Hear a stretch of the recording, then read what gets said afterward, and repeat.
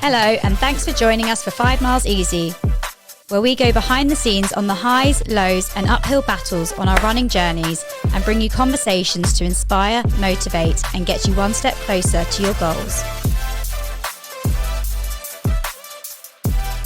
So let's lace up for 5 Miles Easy. So how are you feeling? You know what? I'm actually feeling worse than yesterday. So yesterday we did 9 miles together after recording a pod episode. Yeah. And a bit sore to start with, but I was like, actually, you know what? My legs aren't that bad. Mm-hmm. Today, oh my God, I feel horrendous. Yeah, it's always the 2-day DOMS thing. Yeah. I went out and I have to admit, I walked a bit on my run this morning.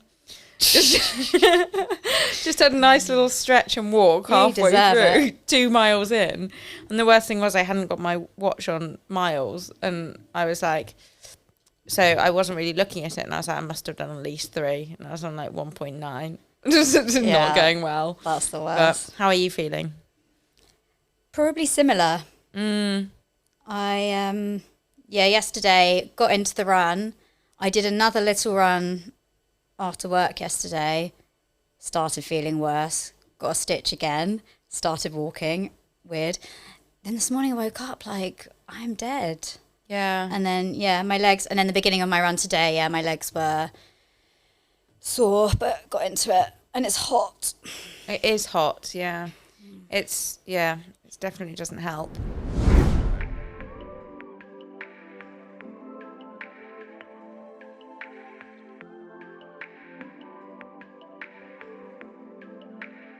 Soundstripe.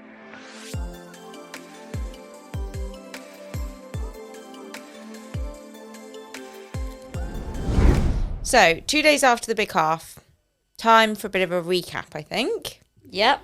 Should we go through what went well, what we learnt, what we're going to be working on? Obviously, we're both in a marathon block. Mm-hmm. Both got even bigger races coming up, so it's kind of a good race to learn a lot from, whether it went well or not. So should we dive in? Right. I think let's start with you because, oh my goodness, what a run. I was so excited when I finished and I found Joe and I was like, how did Rose do? And he was like, she came second. And I was just like, oh my God. And then I was like trying to get my phone, like I need to call her. I was so excited for you just because like you don't know what's happening at the front of the race. And anything can happen, right? So I knew you were in good shape. I knew you had the potential to do really well, but to hear you came second was just so exciting. Yeah, I was very happy with the place, and I think I went in, it was a good elite field on the day. Mm-hmm. And I went in looking at everyone's times, and to be honest, anything could have happened. I thought I could have ended up in a podium spot, or I could have ended up like 5th or 6th. A lot of girls there had run 70 and, presumably more than, I'm not the only one going for a PB here. Yeah. So, anything. We've got a dog in the studio today who is wobbling my microphone. Willow, sit down. So I think, I went in knowing that anything could have happened, could have ended up anywhere. So I was very happy to finish up in second. Yeah. And I think one thing I was actually really proud of myself in that race for doing was sticking to a plan. Yeah. And it paid off. And I'm not very good at doing this normally. I go off with the pack and I'm so worried about staying with the pack that I forget about my own pacing strategy. Yeah. But my coach gave me a talking to before in a nice way and made me very much aware that a lot of the girls in the elite field are very good at 10K and the shorter distances, which normally means that they're naturally they're good at going into that threshold, faster paced zone and not blowing up. Mm-hmm. Whereas I don't really have that background. I'm much more marathon specific. So running at that faster pace kind of kills me, to be honest. Mm-hmm. So I had to be very aware of that going in and stick to my own plan, which was to pretty much even pace it rather than going off really hard. And just trusting your own plan as well and knowing that they may be going off faster than you, but trusting that actually if I hold my own pace, then there's the potential that you may catch up with them if they've gone off too fast and come back to you. Exactly. And that's exactly what happened. You know, Yeah. I started off for a good, I think at least half of the race, I was back and forth. And I had to really trust that I was going to be able to maintain it in the second half of the race and then catch them up. So I was actually came away really proud of myself that I stuck to my guns with that. Yeah. Listened to my coach and executed it. Obviously, I would have loved to have gone sub 70, which was the goal time-wise.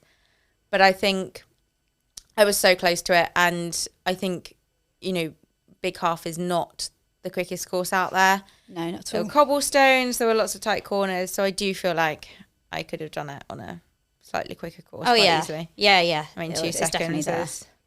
there's It's nothing. It's spread over 13 miles. Yeah. Which is even more annoying because I'm like, I know so many times I could Yeah. have got that 2 seconds. But But hey. I think after every race, you're always like, oh, what if I did this? But the fact is you did your best on the day. Like Yes. you didn't have those 3 seconds necessarily in you. Like Yeah. you ran your hardest. So Yeah. it's still, And hindsight's wonderful. You can always improve on things with hindsight, can't you? Yeah.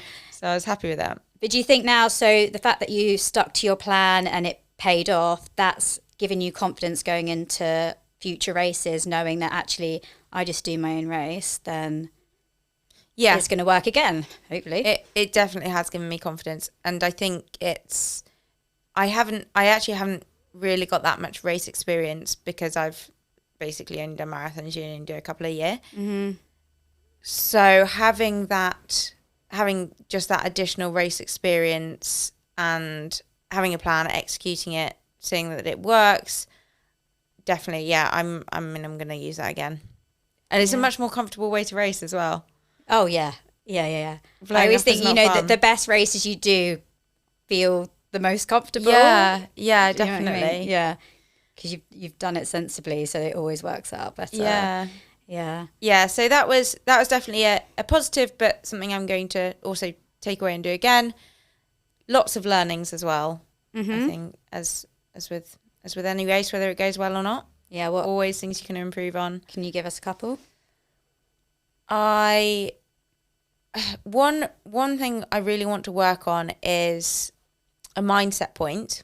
Now I think actually my mindset going into the race was pretty good in that I really wanted to focus on just enjoying it and having fun, and I did that. Yeah. I really enjoyed it, and I just kept reminding myself of how grateful I am to be there. And that kind of sounds And like a this bit is of a your cliche. job? Yeah, exactly. Like, how amazing to just absolutely love what you do. And it was so funny because some of the route used to be my commute to work. And I had that in my mind the whole way around. I was like, whenever it starts to hurt, whenever you start to, wish you weren't there and wish you weren't doing it, just think of that. Yeah. And how cool is it that I'm being paid to do this, and I love it. Yeah, that's just awesome. And I did manage to keep that in mind. So that was good. And I went into the race with a good mindset. I felt ready for it. But one thing I really need to work on, and it sounds funny, but is thinking less during the race. I find I focus so much on how I'm feeling. Oh, yeah. And it doesn't matter how you're feeling. No.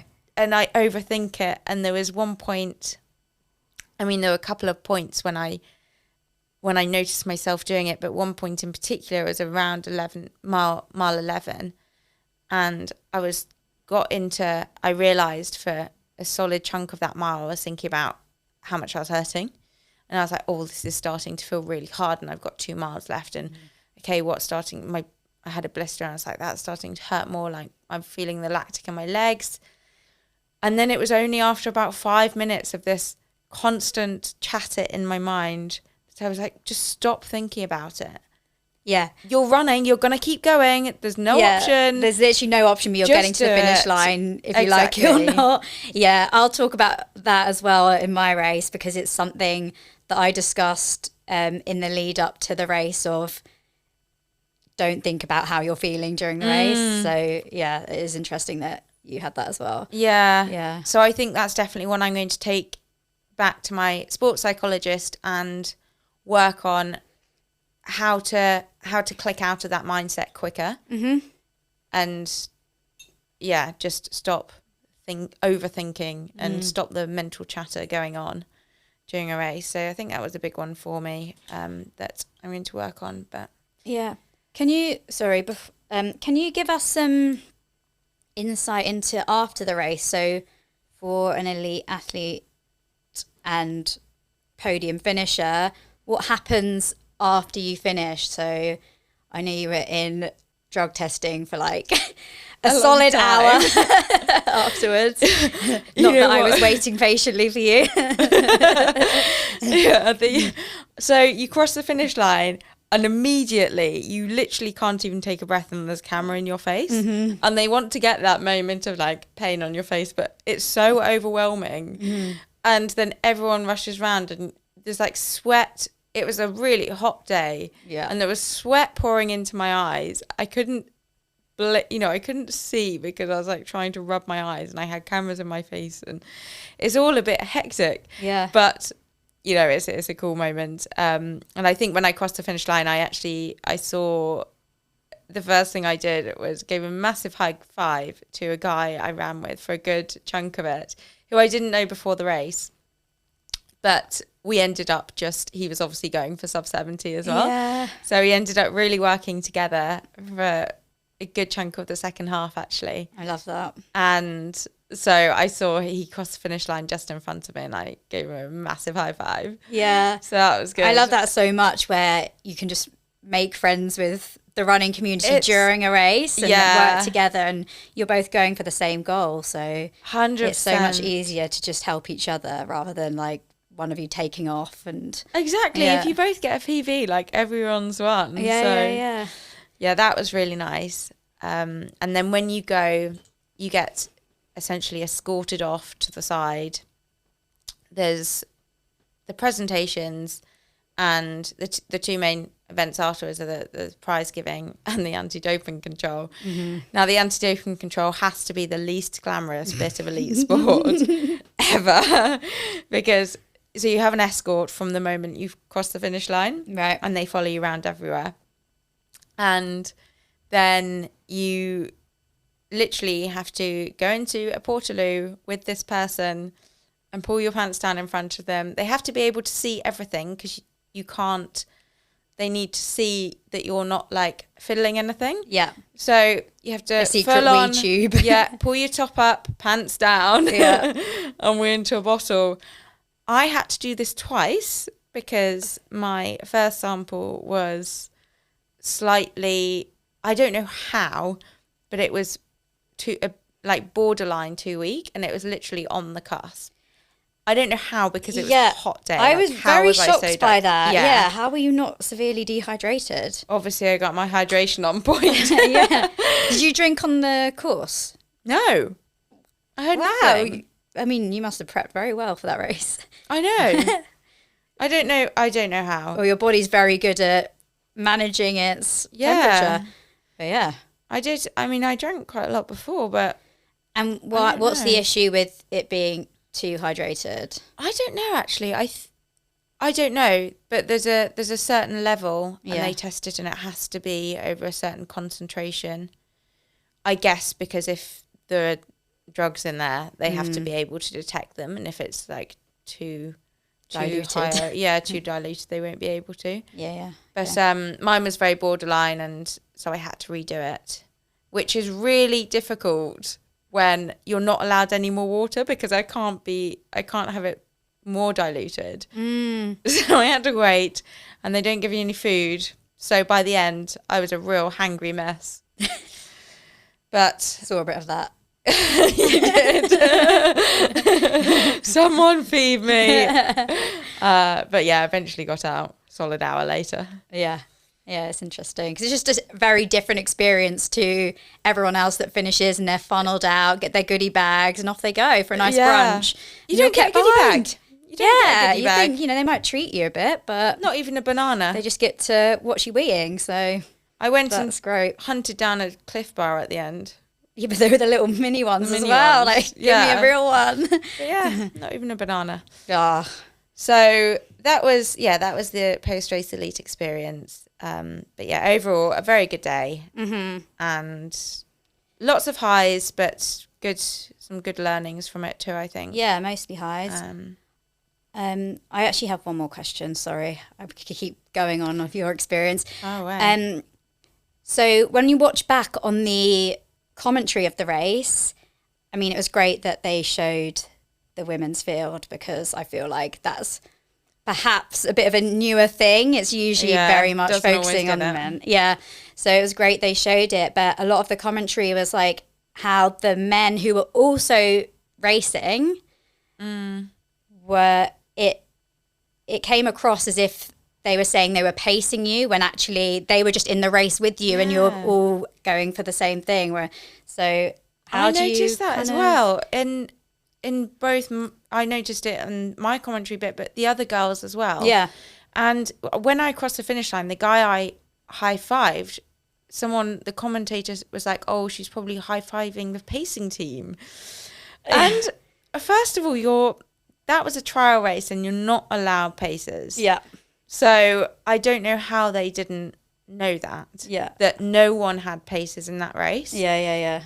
But yeah, you're quite right that I was running with a group of guys who were all from the same club. One of them is actually my training partner, but complete coincidence that we found each other and he caught me up. Yeah, and you train together, so you're similar paces anyway, so exactly, it makes sense. Yeah, it makes sense. But from that group, only that guy at the end finished in front of me. All the others were behind. Yeah. And a lot of that time that we were in the pack, like, I was at the front of the pack. Yeah. So we were definitely helping. We were all helping each other as much as we could. Exactly. But yeah, I heard it as well. There was one comment, not on me actually, on someone else, that someone was being escorted by the men. And I was like, that is not right. No, they are escorting themselves. Yes. Probably hanging on to the other girl, to be honest. Yeah. So yeah, it's I don't know what was going on there, but they were clearly not very informed about the rules for a start. No. But anyway. The girls smashed it. The girls smashed it, and I have to say, I was really happy about how much coverage the elite women got, because as you say, it doesn't always happen. So let's take the positives. Yes, and that is a big one. Just well done, BBC. Well done, BBC.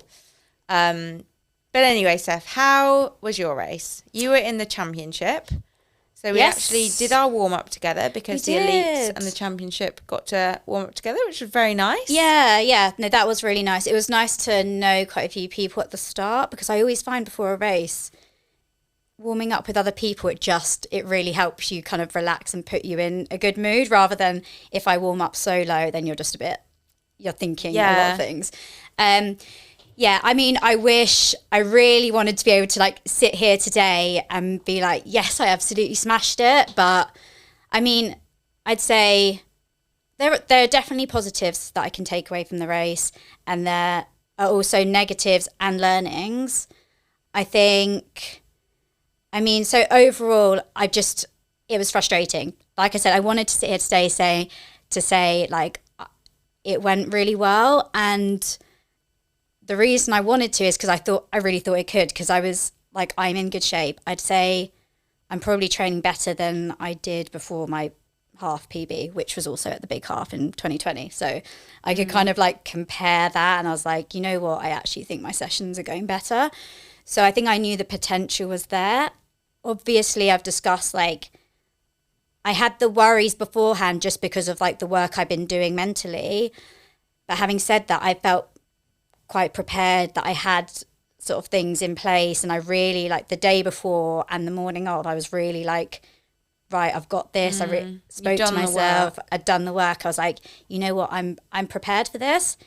What I didn't really prepare for was, I guess, when it's like, and I don't want to make excuses, I'm more just trying to work out myself, like what happened. When it's a bit warmer, like I really struggle to know how much to hydrate before and like during, because I struggle running hard in the heat. So it's almost like, oh my God, how do I make sure that I'll cope with this? And so basically what happened was very early on into the race, like literally 1 mile into the race, I started feeling like a bit of a stitch in my side. And I thought, oh, for God's sake, like, no. And it's still the beginning. So my legs were feeling fresh. Like the pace was feeling really easy. And I thought, you know what, like I feel easy. Like this is fine. Just relax. It will go away. And you know, when you go through the tunnel in like mile 2, Yeah. and it was really hot in there. So I was already feeling like uncomfortable. And I was like, oh, and I think I was like stiffening up, and it was just like, I could feel it in my side, like just getting worse and worse. And then you go up that slope into Canary Wharf, and I was like, I'm not like I'm trying to go up a hill here, and I'm not relaxed. Like I'm really fighting everything. So I couldn't get into a rhythm. I was starting to get in quite a lot of uncomfortable pain because I had a stitch. So it was really hard for me to then, I think at this point I was still on pace because it was still the beginning of the race and I could kind of just go with it. But I was just tightening up so much and I couldn't relax. And what was really annoying was, as we discussed before, so much like, just have fun. Like we love running and like we do it because we enjoy it. And I was trying to think to myself, just enjoy this stuff. And I was like, I can't enjoy this because you can't when you're in pain. No, I was like, no matter how mentally strong I am right now, like I can't enjoy this feeling because it's not a nice feeling. So I was like, right, don't get distracted by it in the sense of like, don't let it ruin your race. Don't give up. And so the techniques that I had in place for the race, which one you already mentioned, is don't think about how you're feeling. So even if it was going well and you're starting to hurt or like you're starting to feel a bit uncomfortable, that's going to happen. It's a race. Yes. You're running hard. So I'd spoken with my sports psychologist about this, and he was like, so what's your plan for the race? And I'm like, okay, well, I'll probably get in like 3 miles in and maybe just check in with myself to see how I'm feeling. And he's like, no, do not check in with yourself to see how you're feeling, because it doesn't matter how you're feeling. It's a race. Like it might hurt, it might not. Who cares? Like you've just got to run. Yeah. So I thought, okay, doesn't matter how I'm feeling right now, just run. So I did that. And then the other things that I had planned were like, whether you're on pace or not, just look at the person in front and let them like pull you along. So I was like, just look at the person in front, pull me along. I knew I was like slowing. I knew I was off pace just because I was uncomfortable, and like you just can't run your fastest like that. But I was like, just keep going forward and like run as hard as you can within your pain threshold. So I just kept doing that. Like, but it's hard if it's not a pain that you experience in training. No, it's very different to being able to run through fatigue because you train with that. And can practice. Yeah, and I was kind of like sometimes like putting my fingers under my rib cage whilst running, and I was like trying to go up straight and tense. But yeah, I mean, once I got to over halfway and got over Tower Bridge, I always told myself, and on that course, the second half's easier than the first half. I mean, overall, my first half was faster, but like the second half, it's just open road. So I could kind of just, I could almost relax. Like I couldn't necessarily speed up because like my body was just so tense and sort of tired at that point. But like I could just then relax, just keep going, and I didn't completely drop off a cliff. So that's why I was proud of it, because I was like, look, I didn't give up. I got to the finish. Like I didn't drop out. I didn't slow down to like an easy run pace. I still kept it like it was slower than my tempo pace, but like it was still not like a slow run. You know what I mean? Like I was still working. You were committed to it. Yeah. Yeah.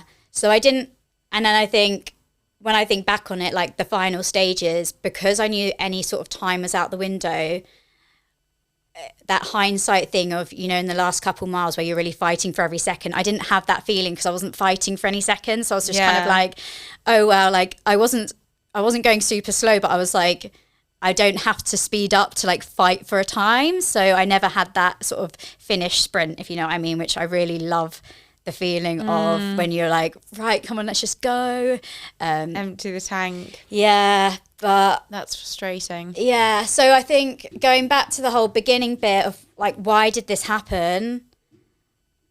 I mean, like, I just need to work it out. It's not the first time I've had a stitch in a race. I've probably had a handful of races where this has happened, and I'm trying to work out why it's happening, because it never happens to me in training.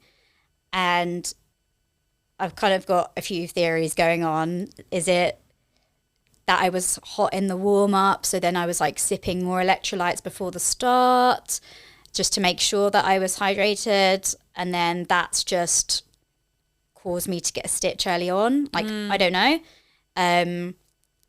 Another thing I thought of last night is I had a gel like 20 minutes before the start of the race, whereas like when I practiced that in training in terms of just taking on a bit of carb before a session, I would do it like 20 minutes before I warm up rather than starting the hard run. So I don't know, something else. And then the other thing is psychological. So I've been working on mental strategies. Yes, I've had a plan like during the race in terms of how to cope during that, but pre-race nerves, pre-race stress, like it affects your body as well. Like, was it a bit of a combination of like the fueling with stress on my body, and that's caused me to like tighten up? Yeah, could be a bit of that as well. Could be a whole combination of things, but yeah. What will the process of exploring that look like for you?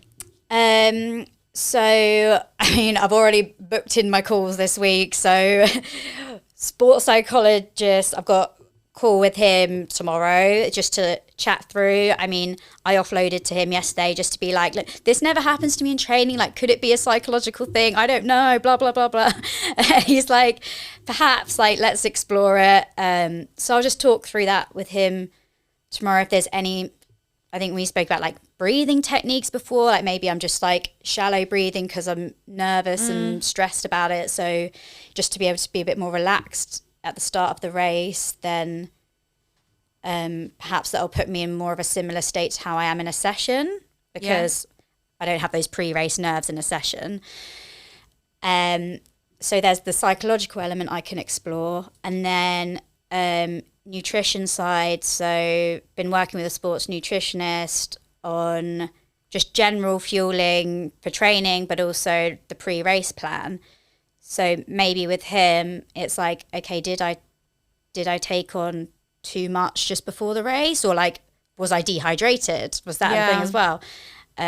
Maybe just looking at that with him and making sure that basically every single session I'm practicing the exact timings and make sure my body's completely used to it. Because if the timings were slightly different to how I do it in training versus the race, then your body, however much you work on being calm, your body will be in a slight stress state, which is good because you need that response. But I do think any slight changes that you might not even really notice in training, you will notice in the race because you're in that like heightened state. Yeah, exactly. But it's interesting that you take such a proactive approach, which is brilliant, and go to specialists. I think a lot of people would kind of look at that and be like, oh well, you know, I got stitched, there's nothing I can do about it. Yeah. But it's actually so positive that you take that and be like, right, I'm going to tackle it head on and do everything I can to not let it happen again. Yeah, I think, you know, if it was a one-off, maybe you could just be like, okay, well, that's just unfortunate. But because it's happened more than once, it's kind of like, look, I put all this effort into kind of getting my mind in a better place, which I really think I've made progress on. But like, that's all well and good. And then, but if there's something else going on, like, I need to put the time in to make sure that's fine as well, because it's obviously really frustrating. Like, you can do all the best training in the world, but like, there's nothing to show for it if you can't pull it off in a race, really. Like, I could go around telling everyone, I smashed this session, I smashed this, but who cares? Like, it doesn't really matter, does it? Because you want to be able to show that in a race, because that's like the result that counts. The racing is the fun bit as well. Yeah, exactly. You want to celebrate the training. Ultimately, no one really cares about anyone else's races either, but it's... If you want to progress in the sport, you need to actually produce some results, you know? So like, and it's a nice thing for yourself to have a good result. But oh yeah, exactly. Yeah. How about when what's your, obviously you've gone to these specialists, you've kind of made a plan of what you can do. How do you deal with disappointment after a race? Other than that, like what does the day of the race look like? What does the day after look like? Do you kind of allow yourself a sulking time, or are you like, right, I'm going straight out for a run? Do you like go and just forget about it and have a nice dinner, or what does it look like for you? I mean, I know it wasn't all like totally negative and there are lots of positives, but it wasn't the result you wanted. Yeah, I think it really does depend on what's happened in the race. So I've had races where it's been absolutely terrible and I know I've given up, or like if I've dropped out, or like even if I've finished but I know I've just like completely given up and just like jogged to the finish. I'm kind of, those ones I punish myself more because I'm disappointed in maybe how I reacted to something that's happened. Yeah. So when I say punish myself, it's like the next day I'll go out and like run really hard because I'm just like, I don't know what it is. It feels good for the head, but also it's like you're almost trying to prove I can run fast. Like, so you just go and smash it. I don't know. I don't really. I might be in a bit of a bad mood that day, but like I don't really punish myself. It might just. I'll probably struggle to sleep because I'll be thinking about it, trying to sleep. Like, oh, what went? I regret doing that. What went wrong? But I think from Sunday's race, I got to the finish line, like, because I'd sort of put in everything I could, I actually crossed the line like, oh my God, I'm so dead. Like, because like, even though it's not the time I wanted, the way that I worked hard in like the state my body was in. Yeah. And so let's not forget, it's also, it's a good time, you know, it's not like you didn't jog 13 miles. It's a hard effort. Yeah. And so I actually crossed the line like feeling like I'd raced hard because I was just like, whoa. So I think from that, I knew I'd given it kind of my best effort. I just had the frustration like, oh, it's another race where I have to then talk to my coach and be like, yeah, this one didn't go to plan either because of this reason. So it's like, for me now, it's one of those things where not every race, but like a lot of races recently are just, there's one thing where it's like, this has happened in this race. But I think now that I've managed the mental side a lot better, like it's more likely that there will be a good race. But exactly. The more things you tick off and the more things you work on. Yeah. What's your coach's reaction? He was, so, I mean, the plan for both of us, we discussed before, he was just like, don't worry about the time. You've obviously trained really well. I just want you to finish this race and give it your best effort. And that also played in my mind the whole race because I was like, oh, this has happened, but like, definitely don't give up. Like he's there watching. He was there like out on the course. So I saw him, like he didn't really know what time I was on for. He didn't know what was going on. Like he didn't know I had a stitch, and he was cheering me on. He was like, Steph, you're going really well. Like keep going. So that was really good encouragement. So, I mean, I ticked the boxes in the sense of I did what we agreed was the purpose of the race. But obviously like without having the stitch, I would have ticked those boxes still, but and he knows your potential and what you've been running in training. So he was just like, you know what, like he was happy with it. But he does get frustrated for me. Yes. Not with me, obviously. Yeah. He's a nice man. Yeah. No, he sounds so supportive, and it's actually really, it's great to hear how he went into that saying, you know, I just want you to give your best effort. Mm-hmm. So I think a lot of the time that is not the case with coaches. I mean, I have to say my coach is like that, and he's very much like, you know what, the time will be the time. Yeah. Like, let's not obsess over it. But his way of thinking of it is actually interesting. He's like, I'm not putting a time on it because I don't want to limit you. Yeah. Just go out, and like he focuses very much on the process and the execution. Mm-hmm. Like, this is how I want you to run it. Mm-hmm. And I don't want you to get scared when it starts hurting and push through it and do your pacing and everything. Yeah. Time will be the time. But I think obviously it's a sport where it's all about times. Yeah, so it's always on your mind. Yeah. And you need to have some sort of time. You got to know what pace you're going because for. You can't be going off way faster or way slower than what is reasonable for you. So you've always got to have a time in mind, which I did. But at the same time, it was about, if you're not on that pace, don't freak out. Yeah. Because if you're not on that pace, that just means like on the day your body's not quite feeling it. So you're just going to have to adapt. Freaking out is not going to help. You're just going to have to adapt, slow it down, and you can still put in your best effort on the day. Yeah. You're not going to feel your best every day. But it's great that he's conscious of that, though, and conscious of like the psychological aspect. Because I know it sounds funny, but I think a lot of coaches aren't. Oh yeah, and it's very much. And like, I've had many. Pace, you are a robot, and you will finish at this pace. Yeah, I've had this time.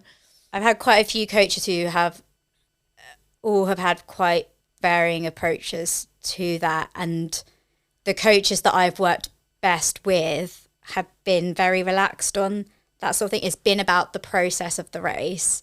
Yeah. And not really fixating on, okay, this is what you're going to achieve, because then it makes that goal so small that you're like, that's all I'm allowed to, that's the only outcome I'm allowed to have in this race. So it really puts so much pressure on this one small thing when actually there's so much else that can go on in that race. So yeah, a lot of this we were talking about with Jack the other day, like the process versus outcome. And actually, if you just focus on like execution, well, you're going to get the outcome that you want. And if he in fact did that, and he did that, he absolutely nailed it. Yeah, he smashed it.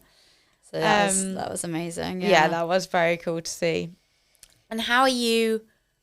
Obviously, you've got Frankfurt coming up at the end of October, so there's a good amount of time to implement all the things that you're doing and all the strategies. But how are you feeling? Has anything changed for your kind of feeling towards Frankfurt? So I spoke to my coach yesterday, and he was just like, look, Steph, we know you can do the training. Like, it doesn't even, if you're missing a couple sessions here and there between now and Frankfurt, it really doesn't matter because we know you can train well. So he was like, the worry is we perhaps want to get in a couple more races, because you don't want to have no races between now and Frankfurt and then be worried that the same thing's going to happen again. Yeah. So it's more just making sure physically and mentally that I'm in a good place on that start line. Yeah. And I think, so Frankfurt's still the goal, that's not changed. But it's just now working out, actually, do I want to pick a couple more races where I can make sure that it's more a confidence thing, because if I stand on the start line of Frankfurt and think, am I going to get a stitch? Chances are I'll probably get a stitch because it might be slightly in my head. So true. Yeah. So if I can at least get one or two races in where, fingers crossed, that doesn't happen, then at least I can be on the start line not worrying about that element of it. Yeah. Combined with being confident I've trained well and knowing that mentally, like, I'm in control of the race, then that's kind of the position I want to be in. Yeah. So, yeah, I don't know what those races will be. I'm looking at maybe Battersea half marathon next week. Oh, God. Oh, my gosh, so many laps. But so many laps. Well, there is a Battersea marathon, so just think of that. Gosh, yeah. So that's, That's great that you're still excited about it, and that you're still excited about it and still like so optimistic. It's really good to hear that. I think, a lot of people, especially so soon after the race, I've definitely been guilty of, I'm a lot better at it now, but really beating myself up and throwing my toys out the pram and being like, I'm a terrible runner. Yeah. Which obviously is not the case. No, it's exactly. One day. And I actually said this to you straight after the race, and I was like, you wouldn't judge everything on one training session. No, that really helped me as well. Because I was like, why judge it on one race? Yeah. No, yeah. I mean, obviously there's emotion after a race and you're going to have that. It's completely normal, but it's... Yeah, and I think as races have gone on, and that's why I've got a lot better at managing how I feel about the race, because, I mean, you've got to stay up. I like to think I'm quite a positive person, so like I've got to stay optimistic, and that's why I don't like when I'm when a race hasn't gone well, I'm just like, oh, I hate talking about things like that because I don't want to be negative.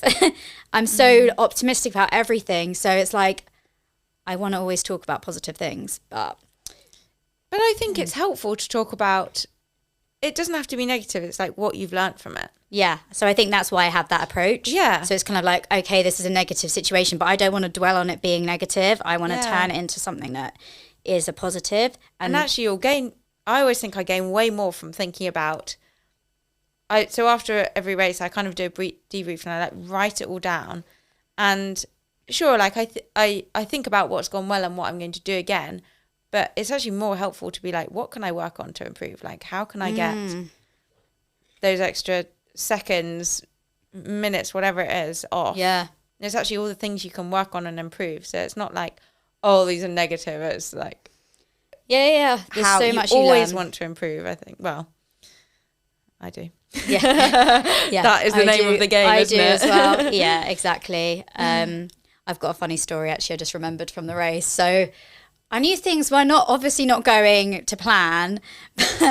Really funny part where I was like, oh my God, this is just a reminder that this race is not going my way is when a Super Mario brother runs past me in a full like long sleeve suit. And I was just like, Jesus, Which way is to rub it in my face. so impressive, given that it was so hot and he was running. Yeah, I mean, he must. I need to look up fast. I don't know what his name was, but he must have run like 77, 78 minutes because he like. That is bloody I impressive. I was impressed, but I was also just like, really, it's not what I need right now.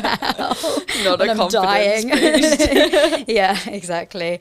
But how does your result impact your plans as well? Because you've now qualified for World Half Marathon Championships, which is next month. Yes, yeah, the World Half Marathon Championships in Latvia on the 1st of October, which is so exciting. So the big half was a trial race for that, and the top 3, if you get the qualifying time, are automatically selected. So, and it would be the most incredible opportunity, a GB vest, sure it would be an awesome race. And to be honest, I hadn't really thought about it much before. I mean, obviously I knew it was a trial, but I hadn't fixated on it. So, very exciting opportunity. The challenge is that I was hopefully doing a marathon a week later without mentioning the name of said marathon after the Berlin saga. Not jinxing that again. But People will probably be able to work it out. yeah, they might be able to work it out. Anyway, it's not confirmed yet, but if I do get into that, I've got a difficult decision to make because obviously I couldn't do both.